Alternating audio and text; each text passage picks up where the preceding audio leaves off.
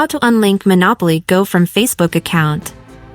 If you have connected the Monopoly GO app to your Facebook profile and now you want to disconnect your profile from this game, this is the right tutorial for you. Additionally, after disconnecting, you will still be able to play the game as a guest. Step by step, I'll show you how to disconnect from your Facebook profile. Let's get started. Open the Monopoly GO app on your phone.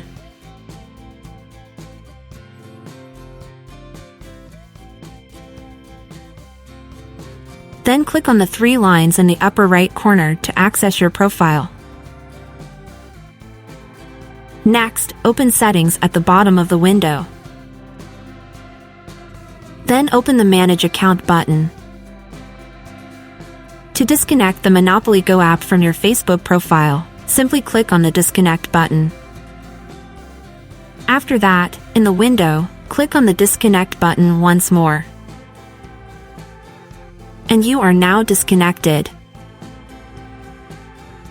If you liked the tutorial, subscribe to our channel for more similar tips and tricks.